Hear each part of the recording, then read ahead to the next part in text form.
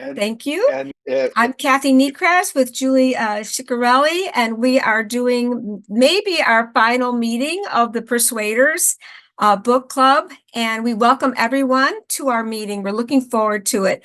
I think, Julie, we're going to have you start, if that's okay, with the chapter 6. Then I've got some summary notes that I think will help all of us bring in conversation, but I think people are excited to talk about chapter 6, and I know you had written up some things for it. Would you go ahead?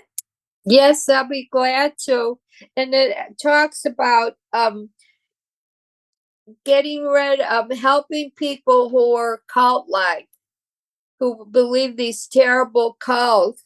And I know we often come across people like that sometimes. I don't know if anybody's like that in your family or one of your friends who believe that there's no climate change and there's pizza people who are pedophiles and just all kinds of outrageous things. It's really a baked, fancy other reality. They're not really dealing with the same kind of reality that we are, and it's hard to dissuade them, but it is possible. And the two people that they talked about in this chapter, one was, I have to look at her name, Diane Ben Scotter, who was in a cult with the Moonies. And she was taught that the man who was in charge of the Moonies was a disciple sent from God to take over where Jesus slept over. So you can think about, how illogical that was.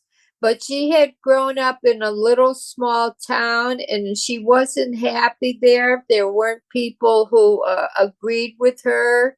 She was just kind of isolated. And when she heard about this trip that the Moonies were taking, she got right in with the trailer with them. And they were so warm and comforting. And she found out that she really had a mission because she was going to help bring this disciple back, and he was going to help save the world.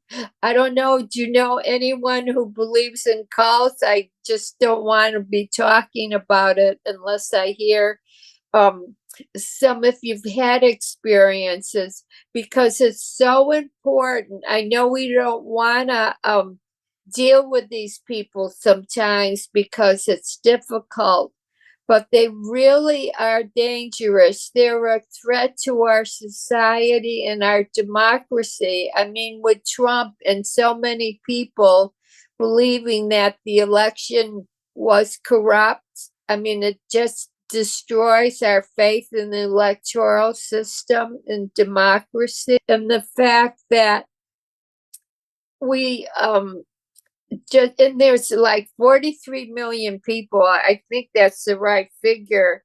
That yeah, I have to look it up, but it's around 43 million people who believe this, and that's a good size of our population who are living in a different reality.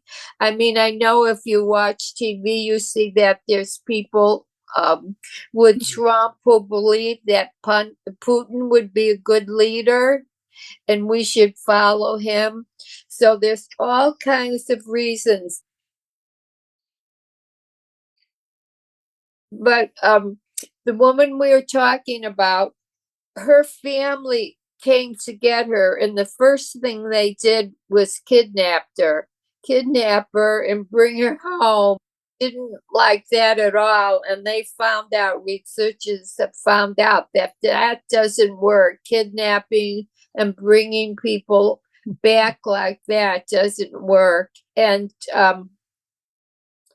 how they evolved, and they got her to realize that this was a lie, and these people who were she thought were such good, comforting family to her were telling her lies, and she had been almost duped. And the one thing her family started, because the Reverend Sun Moon was telling people he was coming from Jesus, but her family and friends started her reading Bible and passage from the Bible that refuted what she said, what they had said, and what she believed. And also, they had a recording of her when she was a kid and how different she was than what she had turned into. And it was a slow process, but the important thing was that she learned that these people were duping her. And what she did after she came out of the cult and went with her family is trying to go to other people. And people did write to her and ask her about, and they would talk about the hard things that they had with the family. One mentioned their mother who wouldn't pay her bills because she thought that the end of the world and they were all going to go to heaven. And she didn't, and one another things that these people believe in is that the rest of us, we don't know the facts, right? We don't know what we're talking about, and we're the ones who are being bamboozled.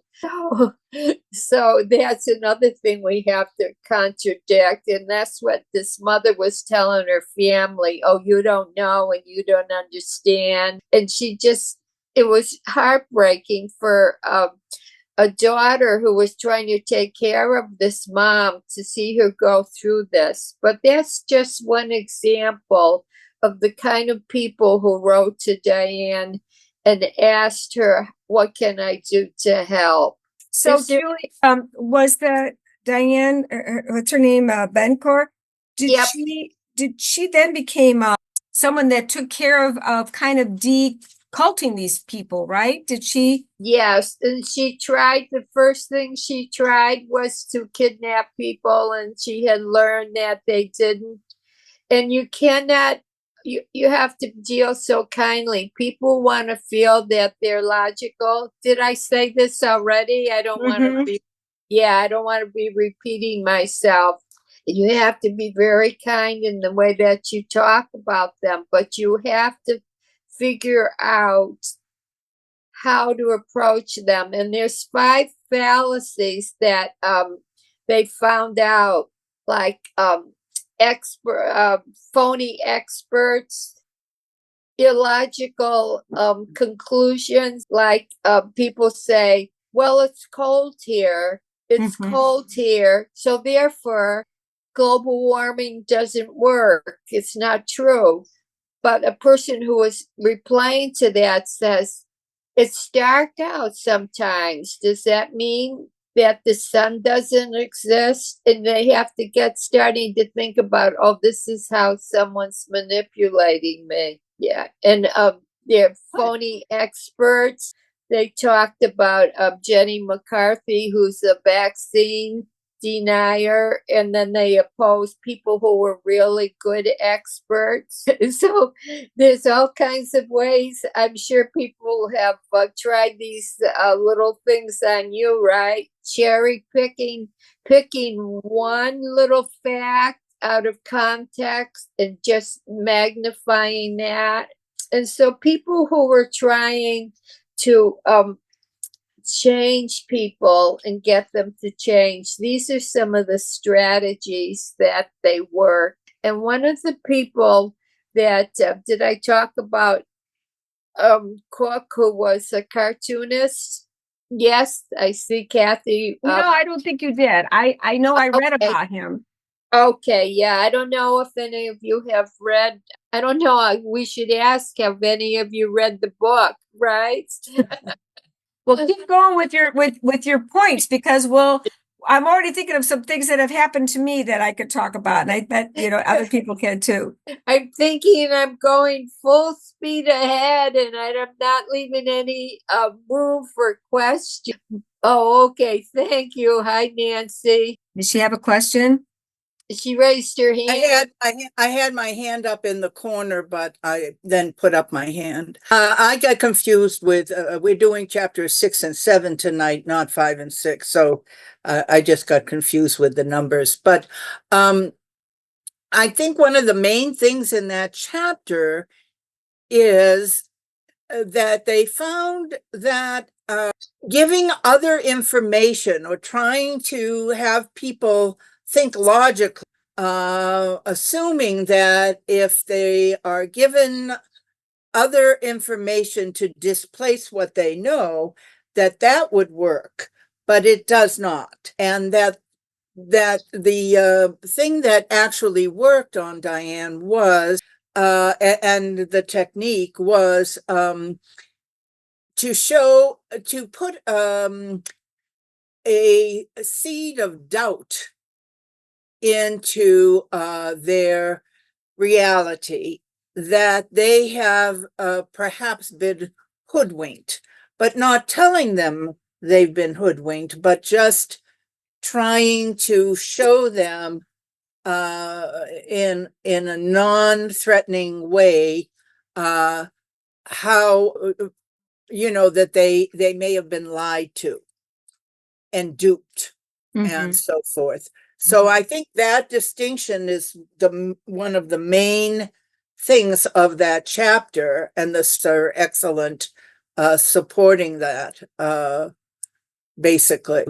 Did they say in that chapter that people that are of this ilk right now, with the cults and just that in a way it would be very difficult for us to persuade them, right?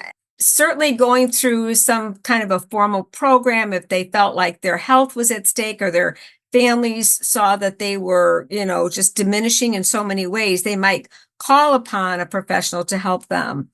But we as people that are striving to, persuade others to maybe look at things a little differently, it sounds like this would be a hard nut to crack, this group. Well, it's really important that we do try to talk to them, even as you say, leaving a sense of doubt, because you don't want to have those theories unexposed. Yeah. And one of the things that Cook talked about, because he was a research scientist as a cartoonist, told scientists, because people like things simple, they like things black and white, and they think if somebody gives them the answer, then they don't have to think about things. They know what they've been told, what the answer is, and they believe it. And you have to tell the scientists, you can't talk in jibbly-glop. You have to talk, make your explanations clear so that it's clear to people and so that they can understand it. So it's on both sides, that there's all kinds of things that all kinds of people can do, no matter what their field is, to push this, to help, because it really is dangerous. Now, you had gone through, are there a couple more points? You mentioned about the cherry picking, illogical conclusions, phony experts. Is there anything else that There was one more, and in the book they did go through each of these and how to deal with them.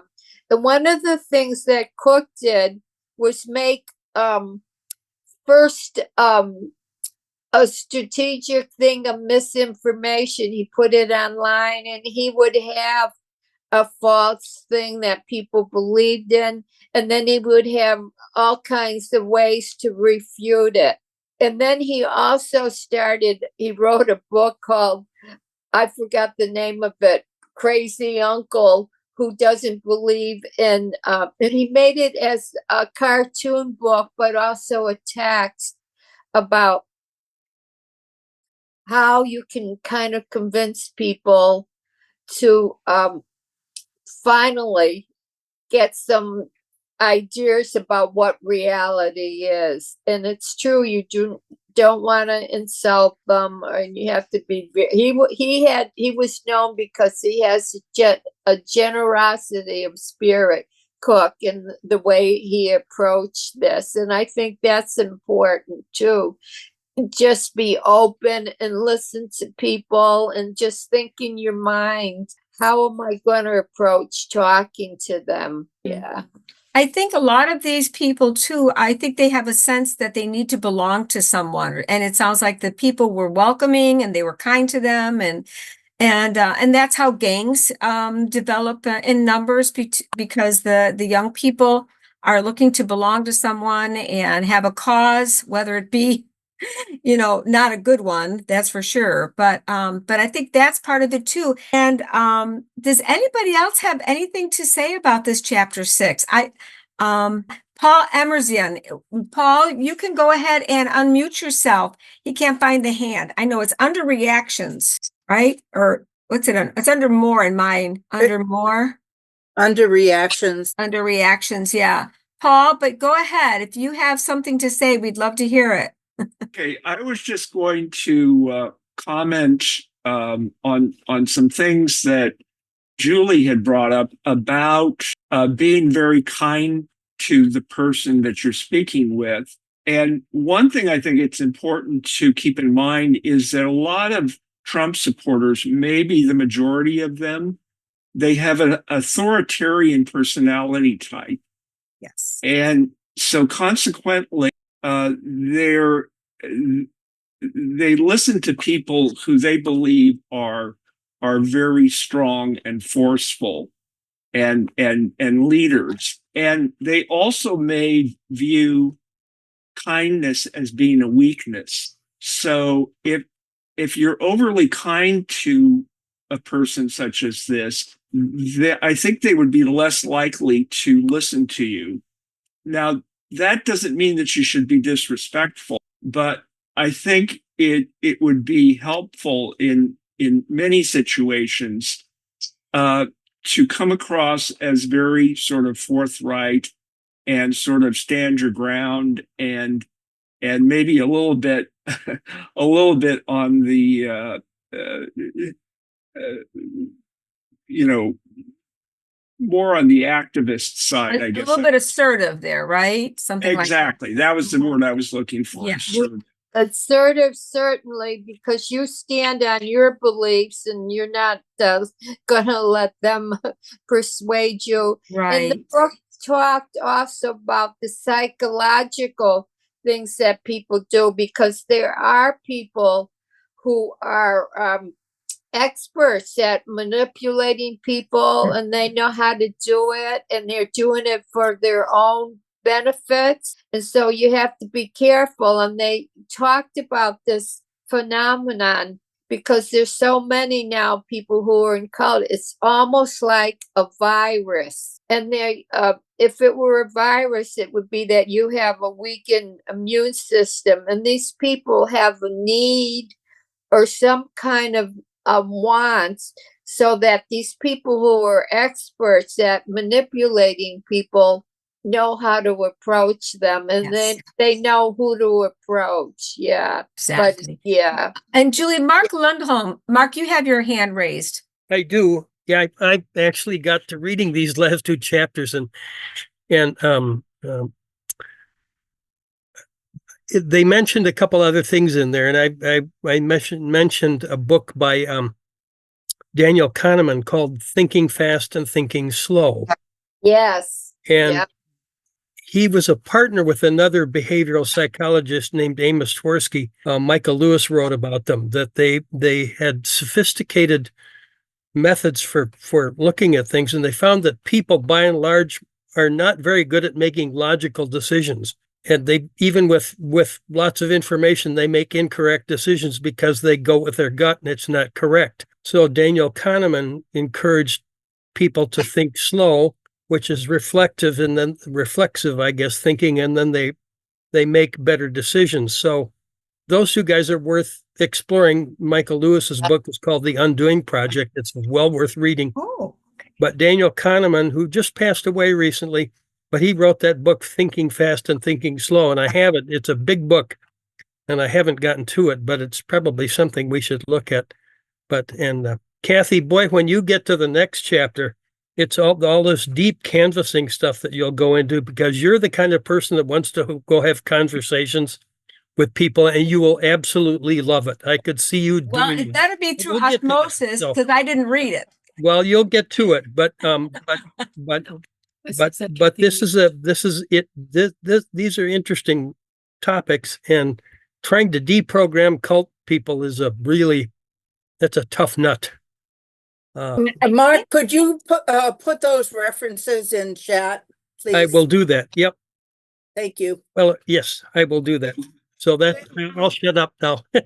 Yeah, no, but Cook did talk to medical people. He realized that medical people were doing this kind of the same thing, and when they were working with viruses, and these people said, and it's true, this is almost a mental health crisis that we're dealing with now. And that's why it's so important that if someone's saying things, even when they start with a little bit, it's good to very politely but assertively, as you say, counteract that.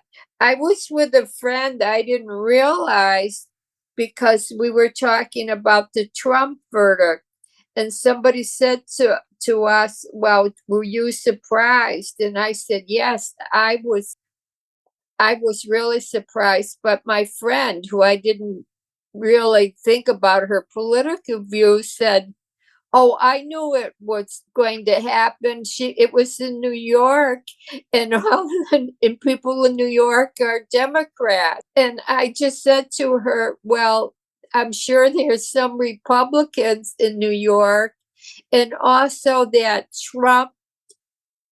Trump's attorneys interviewed people to select them for the jury. So both parts, the defense and the prosecutors, had an opportunity. So you can't say that the peer jury was on one side or the other. They were really neutral. But they were amazing. That was just a little thing. I mean, she didn't go rambling on about the cult or about Trump or anything, but even a little statement like that needs to be questioned. And it's true about fast thinkers and slow thinkers. And that's why we have to be the reflective ones who listen carefully to what people are saying and respect them, because you don't know where they come from or their life history. But then you have to think, how can I approach this person, and what kind of logical fallacies are they following, or And what kind of need that they need to belong to this? Like Trump people, it's a cult, right? Yes, that's what Bill Davis just put in the chat too. He says the Trump cult is one to beware of. It is a classic cult. And I think that social media, I was just listening to something on the radio this morning, that it is just, amplifying everybody's view of things. We're all kind of in our own camps. But I want to believe that, the more I read and the more I'm open to other people, I try to give people on ramps. Like, I think, was it Paul was saying, that maybe they are authoritarian type of people, and they want somebody to tell them what to do in a way, but also they're very strong, and because they only have one viewpoint, and they're not real open to listening and maybe questioning what they have been believing. And when it comes to peer, juries of your peers, that's probably the most precious thing we have in our democracy. And when it is lambasted and complained about, it's very hurtful and scary. And we are very blessed to have a democracy with that type of a judicial system. And that's why we better get out the vote so we can keep it, because there are some crazy things out there. Nancy, did you have anything else you wanted to say? I think she's. Well, so much. I mean, your hand is up. I was just wondering if. Yeah. Okay. I wish we could really have ongoing discussions. Well, let's do it. There were a few places that I just wanted to share. On page to exemplify on page 258. The discomfort of uncertainty. Yes. That phrase being eliminated, you didn't have to think about the kind of anything. They go on to say all kinds of things. The cult wrapped all of you in its warm embrace. Nothing had to be wondered about anymore. And so that is one of the and then they also talk about the fast and the slow. And also the point that I made before is in nicely put in this section. I wanted to point out, I was really struck by, I think it was the front page of one of the newspapers one day last week or the week before, where there were Trump supporters, women, 1, 2, 3 of them, I think. And then there was a woman who obviously was a Biden supporter, or was out there anti-Trump. Whoever she was supporting, she definitely was anti-Trump. But her face was kind of what I'm going to say normal, whatever that is. But the Trump faces were so hard. I mean, I looked at these women and their faces were hard. One of them was screaming at this woman, but the other women, they were so cold and hard. It was very frightening to me. So that was something I So it was like almost they were showing with their face, don't disturb me. Don't, right? I know what I'm doing. I know the answers. And I'm going to stand with it no matter what. That's probably right. Mm-hmm.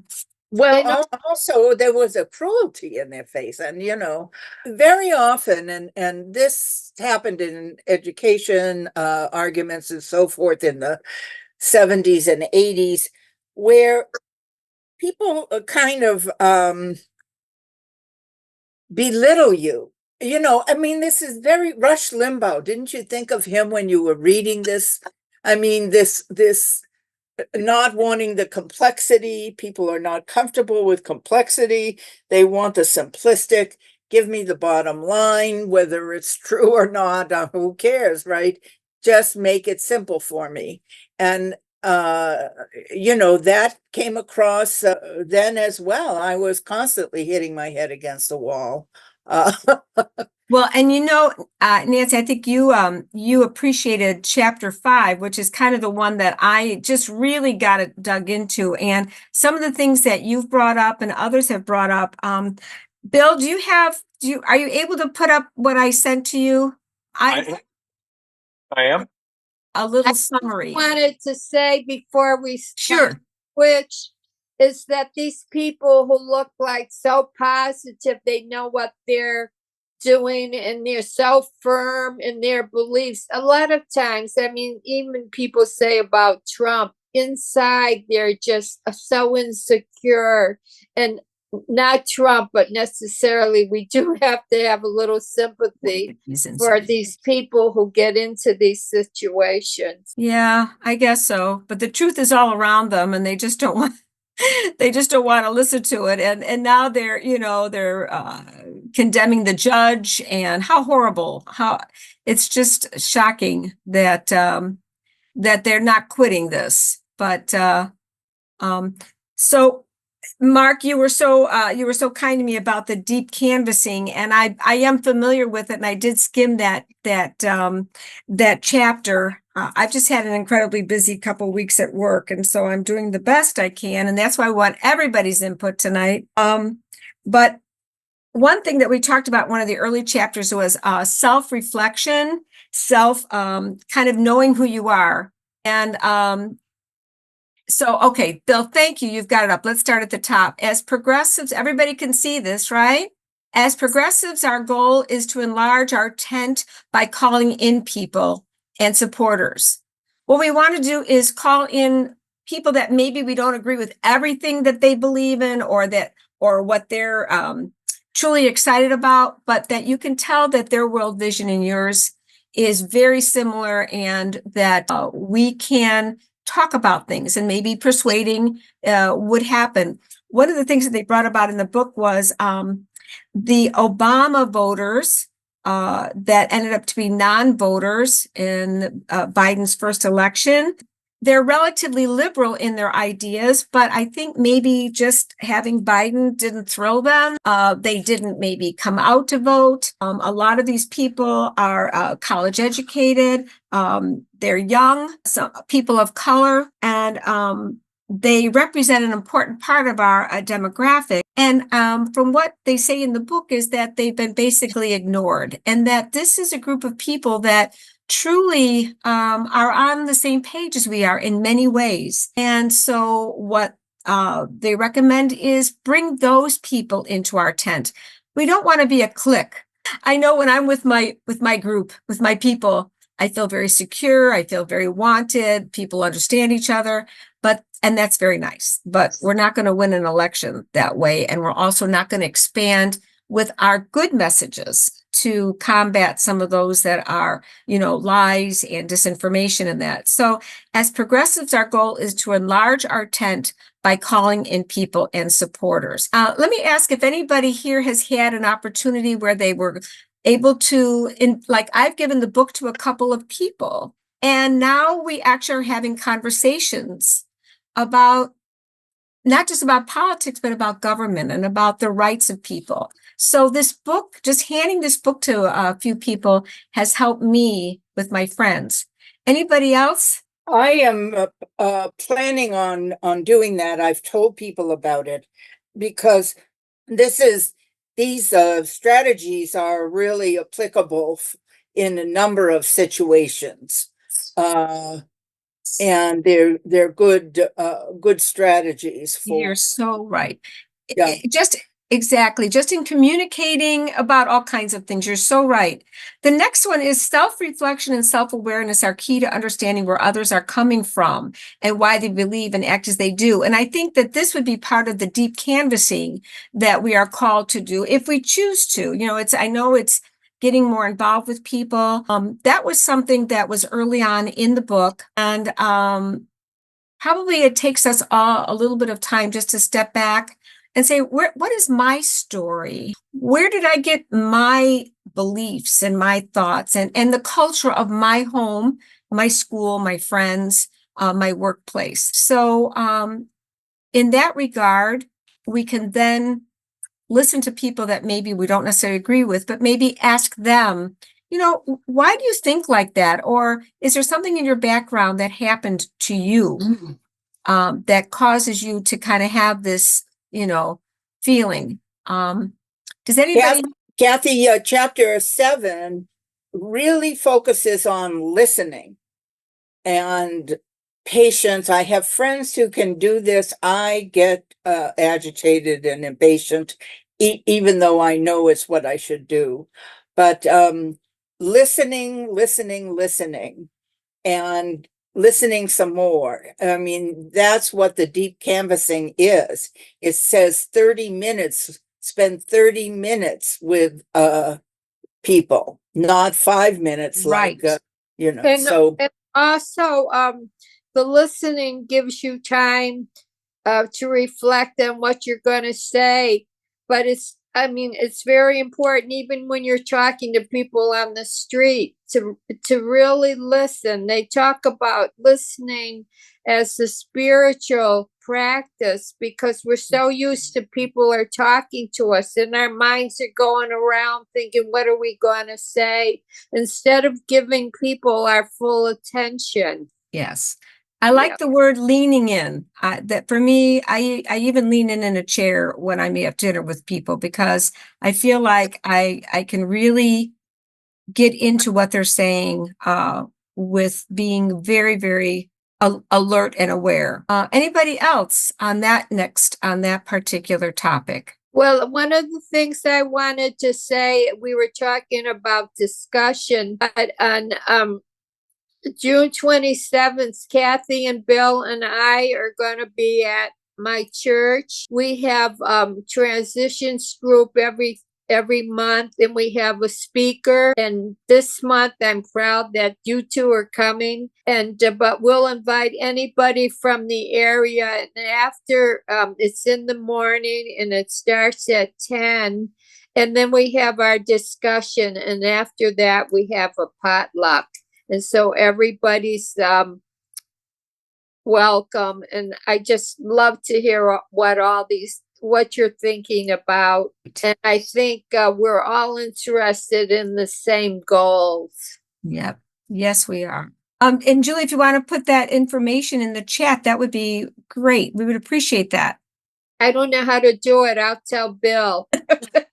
Bill does everything. All right. The next thing is look to your circle of influence. This was very important for me because I was kind of the type of person that I wanted to try to win all kinds of people over. But there are some people that you just need to just say, I agree to disagree. And that happened with me in our dental office with a good guy, good patient.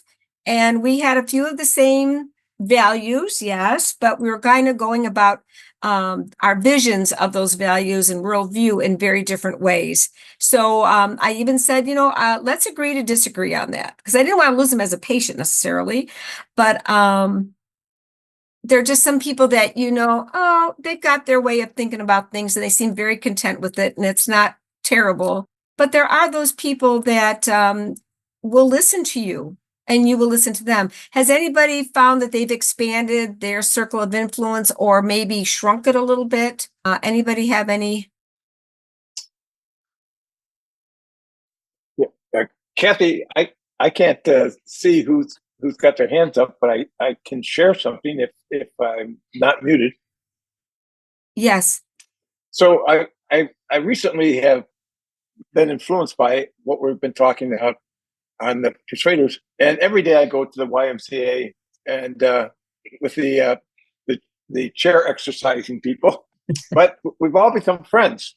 And as you gather before and after, there's great conversations.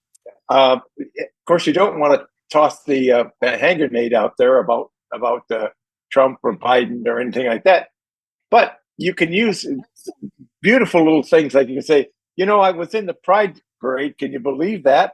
I actually drove my car and I had a big Pride flag, and it was really cool. Or when I was out shopping for a car, I made sure everybody knew how pleased I was with the new electric models that I had a chance to test. And I would kind of describe those things that I was trying to be very careful to interject conversations that were not political, but were advancing the cause. And what I found is over the months now, I'm getting people that say things like, well, you're into politics now. How do you think this thing is going? And I go, well, how do you think I'm in politics? And they say, well, yeah, I've heard some of the things you've said. You obviously must be a liberal.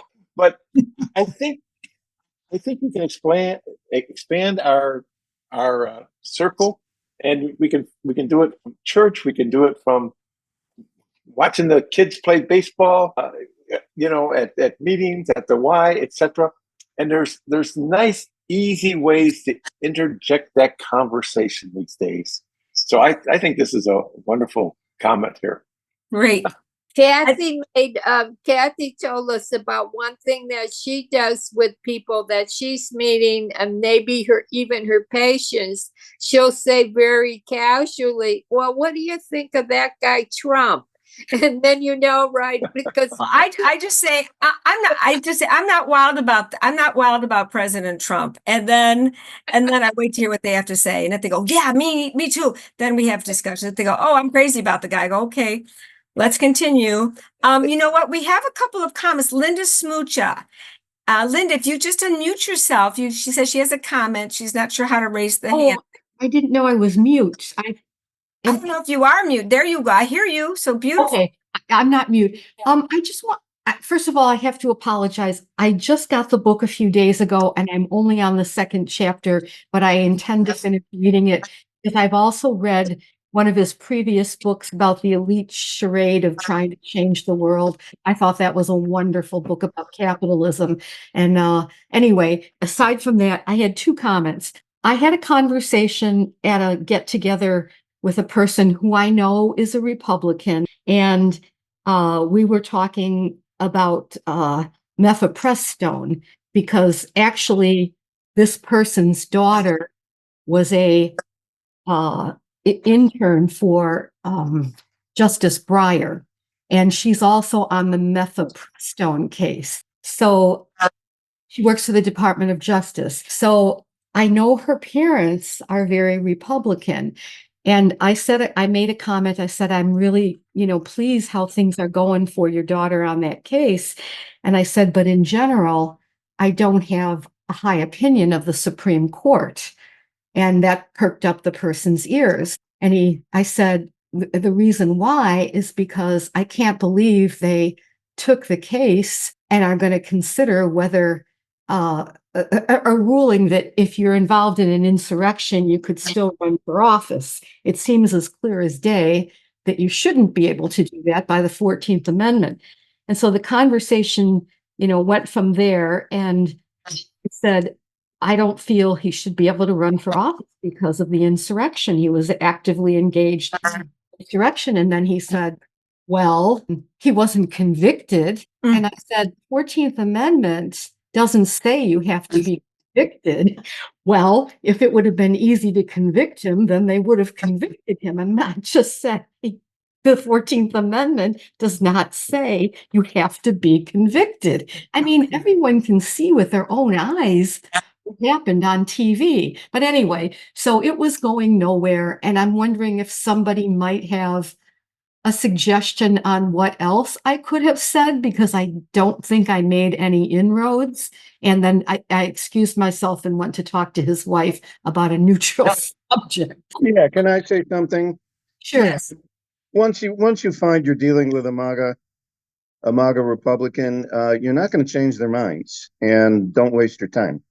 It'll only frustrate you. I deal with Republicans on a regular basis, and I've gotten to the point where every once in a while I'll bring something up, but then they make idiotic comments, and my gut reaction is say, what, how idiotic is that? I mean, how stupid, but you can't respond there. No. And the last thing I did with this group, I brought up that the League of Women Voters is trying to eliminate, the electoral college, and I explain how they're doing that. And one guy says, well, you're only going to change it so that, the states like California and New York will end up choosing the president. I said, my first reaction was, that's the dumbest thing I ever heard. But the whole point is every vote counts, and it doesn't matter.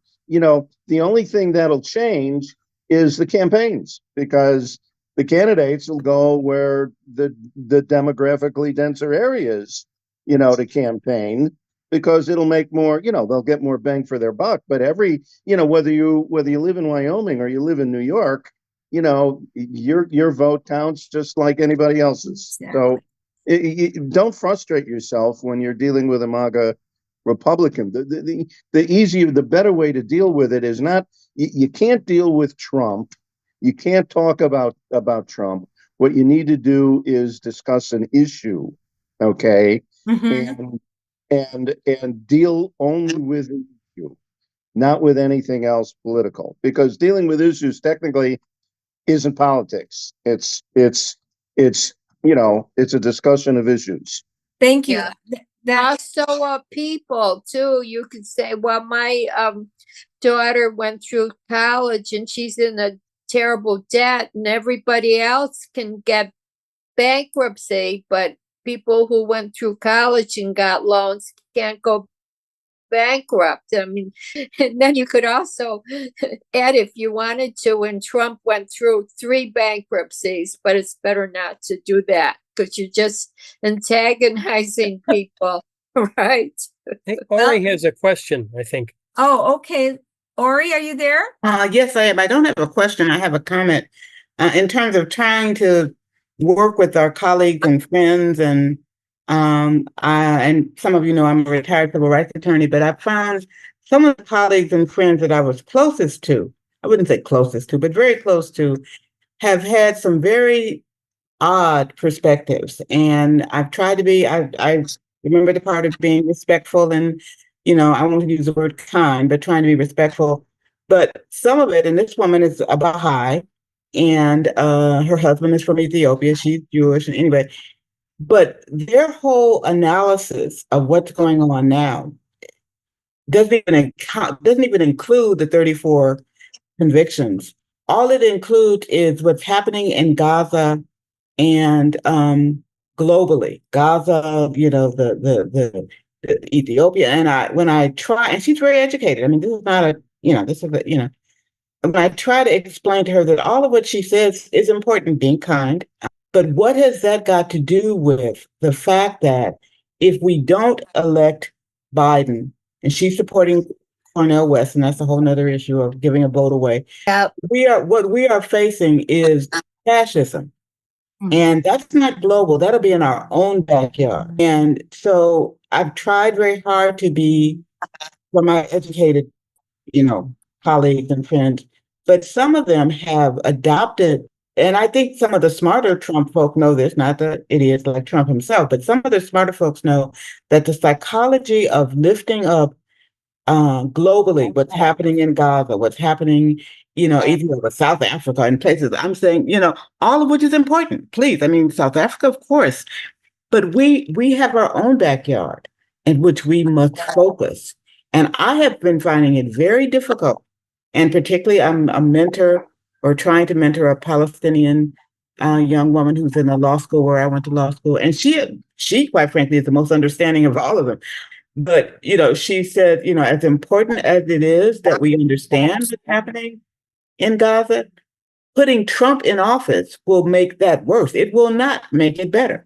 Mm-hmm. And if that's the only lens you have, how can you not look at our frailing democracy that will put somebody in charge who has a, 34, a convicted felon? I don't know the language for this. And I talked for a living, so I speak this if I don't know what to You are say. so right. Yep. It seems like we have to get a new language, and and just the way he talks so terribly about the jury and the judicial system, and that is undermining every comment. Every single, Eileen, you had something. I mean, people are going to start distrusting our courts, and this jury by your peers, judgment by your peers is probably the most wonderful thing that we can give to our world. And well, some of these people may do something bad if Trump does get elected, and they'll be put in jail, but something against Trump. I think we're all kind of better hold our breaths, because who knows? Well, again, depending upon what state you're in, and Kathy, you're absolutely right. We're a republic, and that means each state gets to determine in some ways who goes to jail for what. And as a convicted felon, he can vote in Florida. He can run. I mean, so, because again, we are a republic. And people, and when people talk about the League of Women Voters, doing away with the Electoral College, and the man who said that means people in larger states will get to vote, because the Electoral College was the compromise with the Civil War. Lincoln gave that away because the slave-owning states said, well, if these runaway slaves go north, there'll be more of them up there than it is down here, and the majority will win. So and that's where the compromise came in. So again, we are structurally living through, and I don't want to paranoid, and some people know me, we're as close to Hitlerian capacity as any country ever had. And if they win and they implement Project 2025, believe me, and I know Canada was joking about building a wall before, with COVID, but they may build a wall, because some people like me were trying to get to Canada. But Project 2025 will return this country back to, we won't return it. It will create a fascism that this country has never had or experienced. Yeah. And I think when I talk to people like that, I suggest, because I said, think about what your children and your grandchildren what their lives would be like under a dictatorship or a Trump leadership. And I mean, it's like, what, we don't want to become Russia, but I mean, some magna people talk about how they like Russia better, but we have to think in terms of global warming. Also, we do have to think about our children and our grandchildren. Certainly. One thing, Bill, I think we're going to go up to this one. Our mission is to excite our base so that we all can persuade those who are on the fence and the sometime voters to get them up from their complacency and their couches and turn them out to vote. So just like Trump has a base, and he certainly seems to be exciting it all the time, we are a base and we need to be excited. We need to, one thing that was said in the book is maybe have some short and sweet phrases, like we are for all women's rights. Something about the environment. We want a planet for everyone. Those kinds of things. If we can put things into phrases that can be repeated, and that if we as the base can be excited about, what is happening, and just, I think reading so much of the things that the Biden administration has done in these 4 years is very exciting, and we need to know it, and we need to be excited about it, because if we get excited and talk to people, we can help persuade those that are more middle of the road, those who maybe haven't voted in every election, to come out. Anybody have anything to say about that? Are we excited? They said in the book, if you don't have your act together as a base, then you're spewing out all kinds of different ideas and different ways, and we are more complicated. Democrats are more complicated than Republicans are. We are more nuanced, but we have to get some ideas together that we can talk about and expand them and pronounce them. And hopefully with Biden and with the convention coming up, we'll be able to see more of that. What the middle is capable of believing is what the base is excited to help chant about. And that's what Shankar Osorio did say. One other thing, remember, in courting the middle, there can be a watering down of what progressive Democrats really want to do. And what she wrote was, it will leave the base cold. That will leave the base like, well, she says this, they say that. We don't really seem to have a real united front about, maybe how to fund college, or about the environment. What are some of the things that, are these electric cars really working? Are we having to use batteries? How are we going to get, are there enough changing stations or charging stations? Which is say, electric cars are the cars of the future, and we're heading towards that right now, every day, one step further. So we need to help the base with some good phrases, with some good beliefs, and then if we don't have that, then we'll confuse other people. They'll just be left confused about us and unpersuadable. May I make a comment? Yes. How much in touch are you with other indivisible organizations? Very. The reason I bring it up is I'm in Phoenix, and our indivisible organization down here is developing some of those concepts or some of those thoughts. I can give you a person to contact if you're interested. That would be great. The lady's name is Kathy Sigmund, and the reason that's important is, and he talks about it in his book on page 301, he starts giving some kind of a methodology, and it employs throughout that methodology talking about some of these simple phrases. And I put in the chat that the alternative thought process, if you want to call it that, has had 60 years of developing these myths. And, for some reason, we're behind the 8 ball. And in Phoenix, our idea here is getting out the vote. And we're doing petitions for school boards, for justice of the peace, for every element in the government, trying to get back to a blue state. And we're really concentrating on that more than we are on the national election. But the comments or the terms that are being developed to use in talking to other people are very useful, and they really address the issue that you're talking about, Kathy. That is great. And our Bill Davis, who is everywhere all the time, he was nodding his head about the Phoenix group. So we will definitely get in touch with Kathy and be able to take those ideas that you guys are developing.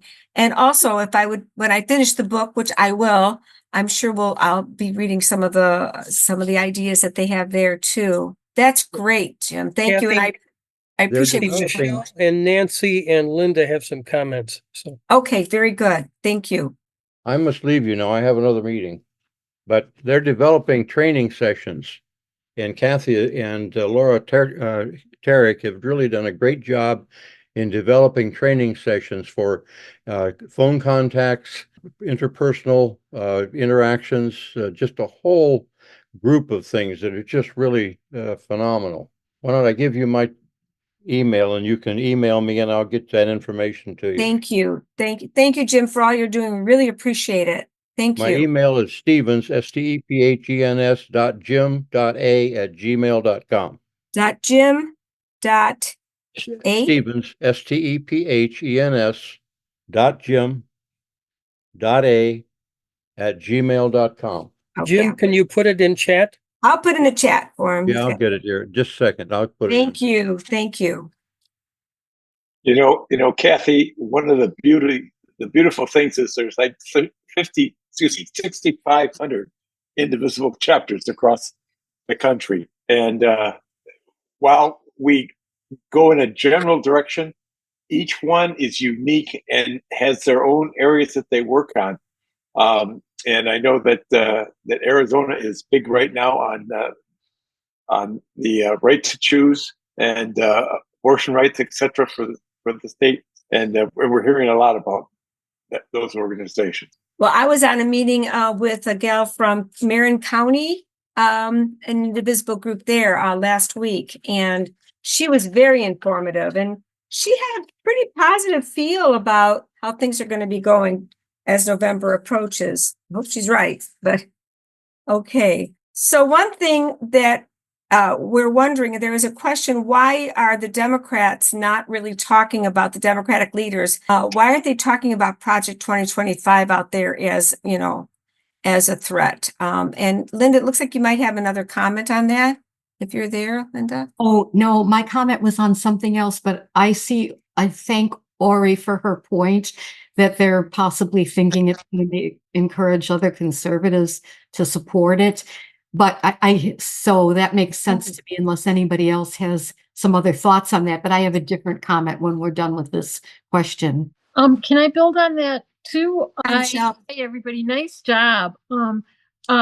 Ori I had a similar experience to what Ori was recounted, and Kathy, you were with us, and we talked to a lady who said she could not vote for Biden, and she was really, really thoughtful. But again, she was focused on Palestine. She laid out 3 things she thought needed to happen. One being stopping the arms to Israel.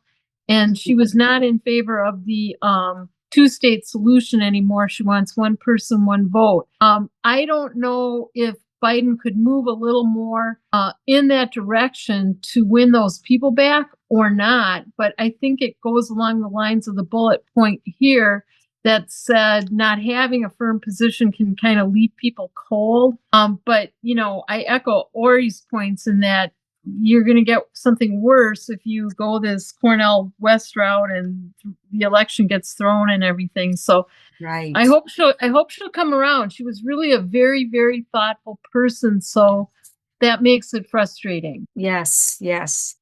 Okay, that's all I've got. Thank you. Okay, so let's see.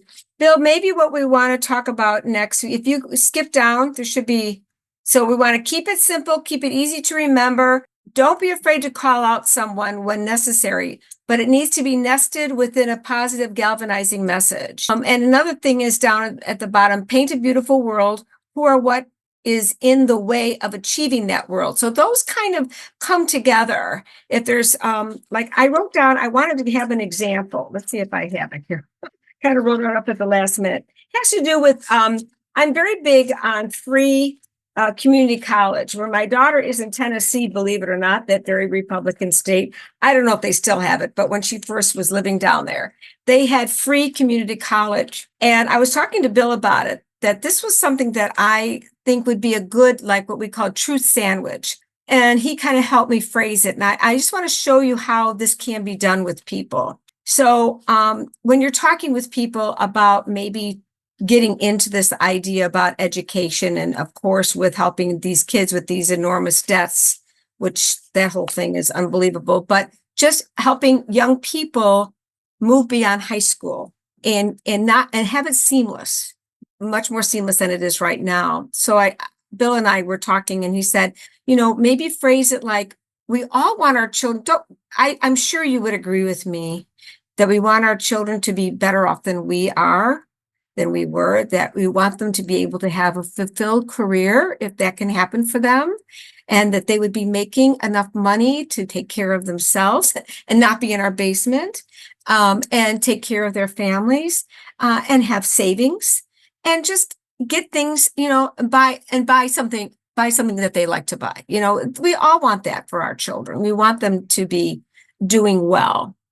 And then I know people say about, oh, well, wait a minute, that's going to do terrible things to my taxes. Who's paying for that? I'm going to be paying for that. I paid for my own kids. Why should I pay for somebody else's kids? And the one thing that Bill mentioned to me too was that when I talk about community college, it's not just the 2-year associate degree, it's the trade schools that they have in the community. They have automotive, they have air conditioning, and they have all kinds of things, carpentry, that this could be something that I could say to them, and they would say, well, who's going to pay for this? And those are what we call the villains. So we have a value, the value of our children being happier, wealthier, planning for their future. We all want that for our children. The villain is, who's going to pay for that? Me. I don't want my taxes raised 1 iota for those kids. And then what could we say to him after that?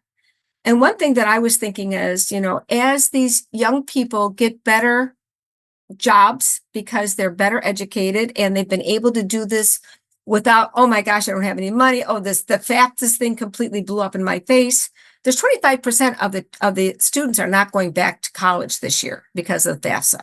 Now that is unbelievable. But what we could say is, well, these people are going to have better jobs and they're going to be making more money. And they're going to be contributing to Social Security. They're going to be contributing to higher taxes, but they're going to be paying them.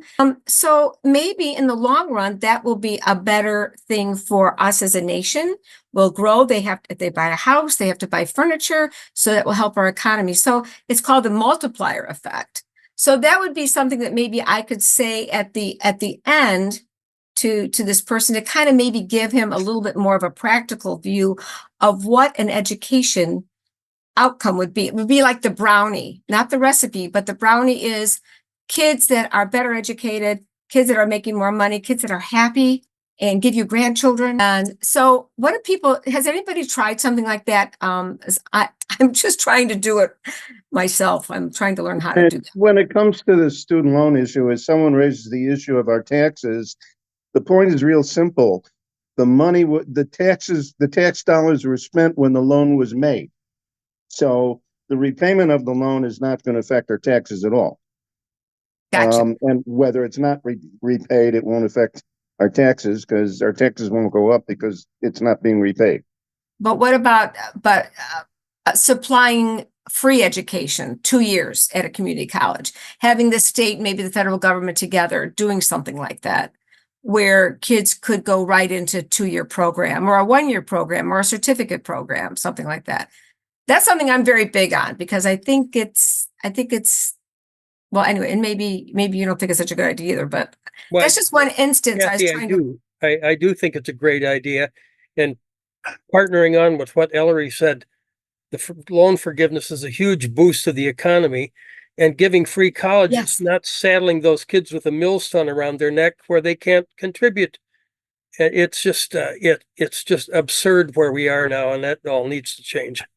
One thing I said to somebody was when I went to college and when my era, you could work all summer at a full-time job and then have a part-time job on campus and you'd pay your tuition, you could get through college. From what I understand, when Reagan came into office, he took away some of the federal funding for colleges. And of course, this is when people who were minorities were starting to see that they could get into colleges. And so that whole thing kind of ambushed them. And the cost of education for college is just outrageous. People, it's $20,000 just for tuition, and that's a reasonable place a year. So there have been a lot of things that have caused this to become a very difficult burden for young people. Nancy, did you have anything to say on that?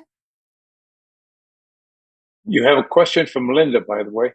Oh, I have a question from Linda. I had a comment from quite a while ago, actually. Oh, I'm sorry. Yeah. Okay.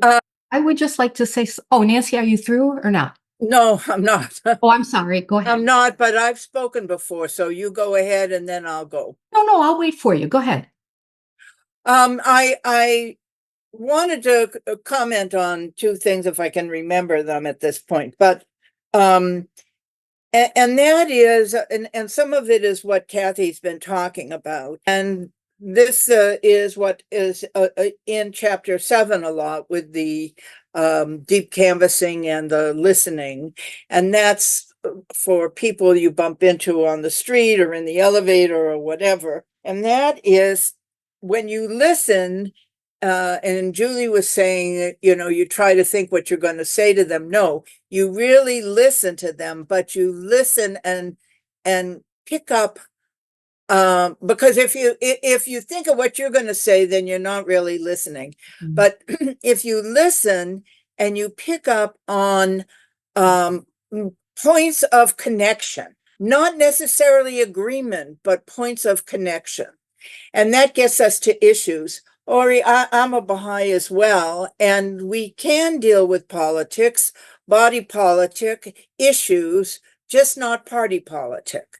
So the approach to that, and I know, I mean, we are obligated to vote, but also one of the big Baha'i things is following the law of the land. So, Trump doesn't do that. And I do talk about Trump, but whatever. But the idea is to talk about the issues in the body politic. And we certainly have a lot of those. And so when we're looking for the connecting points, we can focus on those issues, and there's plenty of that without, we could rip Trump apart. I love listening to Stephen Colbert and all of the even not Jimmy Fallon, but Jimmy Kimmel. Yeah, they're great, and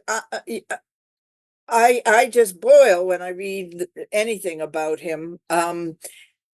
But the issues is where we have to connect, and the common points in those issues, and reframing is another thing I'm really working on.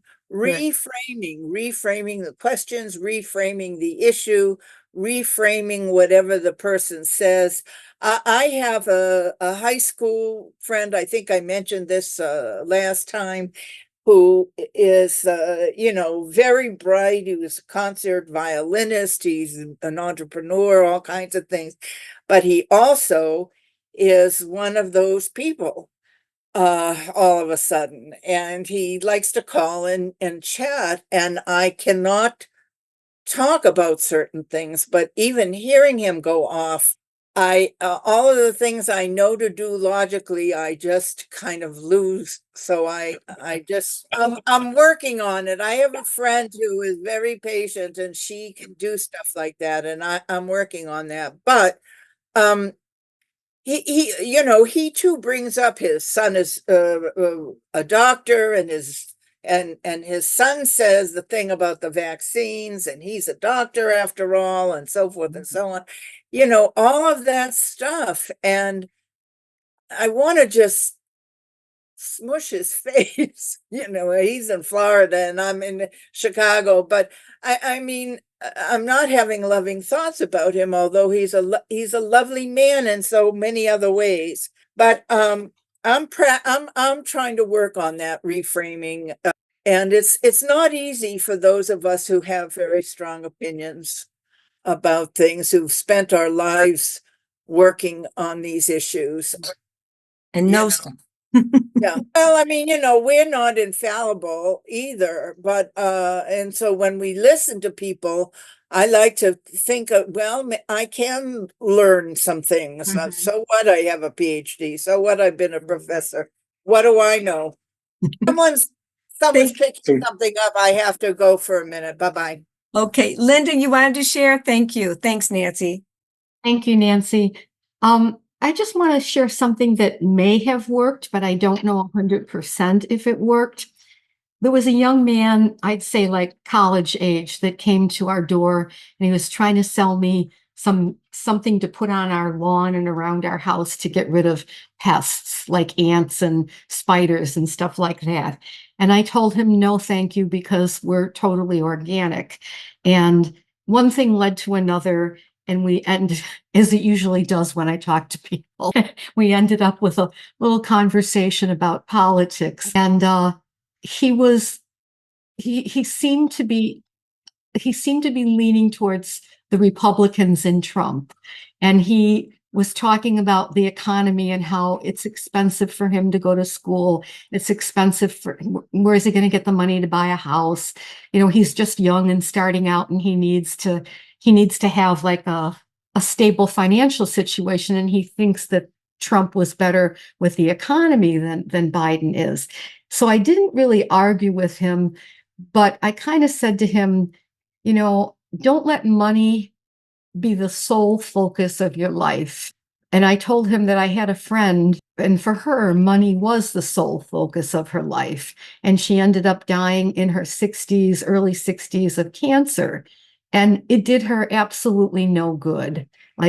And I wasn't trying to tell him what he should do. I said, just consider money as an aspect of your life, but don't make your goal in life to be just how much money you can make. So we talked a little bit more, and it went very well, because I talked to him for probably about 20 minutes or so, to the point where my husband came out and was wondering what I was doing. And then it turned out that in our backyard, we have a nice garden, and we had a bunch of bunnies that were eating the leftover bird seed, and the mourning doves were out eating, and the rabbits and the squirrels, and everybody was eating. So my husband came out and he goes, want to see how organic we are? Come on and take a look out the window. So we saw all the bunnies, and very nice to him. We were just trying to be kind. So I know that works. And at the end, and I said another thing to him that I remember from my work in educational publishing through the years. And I said, you have to think critically. You can't just get your news from one source. If you don't want to watch cable news, if you watch cable news, watch Fox, watch MSNBC, watch CNN, but don't watch Newsmax. He said, don't go crazy like that. I said, read widely, read a lot of different publications. If you want to read the Wall Street Journal, read the Wall Street Journal, read the New York Times, read the Post, read your local papers. And I said, make up your own mind. And he told me that he didn't vote in the last election. I think he was able to, because I think he's close to graduating from college. And I said, I think you should vote. Even if you don't vote for who I am going to vote for, I think you should vote. I think it's important that you vote. So I guess what I'm trying to get at is, how do we encourage people to think critically? And the state of Texas literally outlawed critical thinking, where textbook companies in the past had to change and put customized textbooks together for the state of Texas because they banned critical thinking. Now that's changed. That's what this whole effort in Florida is. You can't read this. You can't know about our history. You can't read this book. You can't say gay. You can't. I think if you could get people to start thinking critically and understanding what that means, to read widely, get a lot of news sources, and then make up your own mind, they might come out of that dark hole of the cult that they're in, because the cult just keeps you in the cult. And, I don't know exactly how to do that, but that seems to me an important thing. And at the end, the young man, after I wasted 20 minutes of his time, he gave me a hug, and he was just a nice young man. He's trying to figure out what to do with his life. He doesn't know who to vote for or who not to vote for. I told him when I was your age, I voted, but I didn't pay attention to the issues like I do now at my age as a retired person. So I get it. But, I don't know how to get people to think critically. That I think that's an issue that if somebody could figure that out, it might be helpful in moving the needle. All of us need to maybe a little bit more of that ourselves, Yeah. Mark, did you have something? Thank you so much, Linda. You gave us, you did a little deep canvassing right there, I think. Yep, that's it. And that's what I was going to say, that the deep canvassing people, one thing I got from them was that they have sophisticated scripts that I don't know how the training they had and the patience they had with talking to these people. But yeah, the deep listening that they had, and that they didn't call out people, but they had, if the conversation sort of went one way, they had a method of they were poker faced, and then they reacted differently, and they began to find out what the people were really thinking about, and they were able to expose some thoughts to them that maybe made them start thinking in a different way. So that I'm amazed at the effort and the stick-to-itiveness and the energy that it took to do this stuff. But I think they also were enlivened by doing the deep canvassing. I don't know if I could do it, but I was amazed by it. And Kathy, I see you doing that. So all right. Well, I'm going to get that chapter in me. Paul, you have your hand up. Thank you, Mark. I appreciate what you had to say. Yes, and this is in response to Kathy, what you were talking about earlier in regard to discussing with someone the issue of the cost of college, and that person was responding and saying, well, I don't want to have to pay higher taxes. Where's the money going to come from? Well, if the 1% in this country would pay their fair share of taxes, maybe our taxes wouldn't be so high. And I think this is a real issue. Mm-hmm. And so that's definitely something that needs to change. Exactly. Yeah, well, Pritzker tried to do that with a fair tax, and all the rhetoric that was flying around, which was crazy, the voters voted against it. So every time I hear someone complain about, the cost of things in Illinois government, I ask them whether they voted for the fair tax or not. And when they say they didn't, I said, well, you're the reason. That's why. But don't we have a millionaire tax thing coming up on the ballot? Oh, I thought maybe that was a referendum that might come about. So we maybe do have it coming, but it's not the same as the original one that he's talking to. And JB is very sophisticated. He knows how to swing it around, and it won't be as in depth as the first. No, it won't be as in depth as the first one, but it will be step by step by step, slowly creeping up that. Yes, and believe me, like FDR, he is paying his billionaire buddies, Ken Griffith and all of them are so angry, which they moved to Texas and Florida, which is good for us, but maybe your money went too, right? but right now in Chicago, the Museum of Science and Industry will soon be and I was born and raised in Chicago, and the Ken Griffith Museum of Science and Industry. Oh my God, I'm going to puke when I hear that and say, we're all going to have to boycott it till they undo that. Well, and Ken will say, and I am on the Field Museum Board where he used to be. Well, he'll say, well, if Marshall Field's name can be on a museum, why can't mine? Well, and Marshall Field V, who is still alive, said, well, our name is on it because we built it and there wasn't nothing else here. This museum over there, it's been built, been there, you ain't, and he said, quite honestly, he said, I'm sure my however great-great-great-father it was, would say, if we hadn't built it and nothing else there, our name shouldn't be on it. So, don't get me started on this. I'll have to look into that one. I didn't even know that. Oh, yeah. Like Ken Griffin. So there you go. Christy Slaverns, I think she has her hand up. Christy? Yes, I liked getting to the discussion where people argue, well, that's not fair, that's going to raise our taxes if we help kids in college. And I like to bring up some history, and I'm almost 70 now, but when I went to college back in the early 70s, corporations were taxed. And you can read Robert Reich and many other economists, Thomas Piketty. The corporations and the wealthy were taxed between 70 and 90%. And people think, well, how can that be? But it's just like we are, you don't get taxed at 90% until you keep moving up and up and up.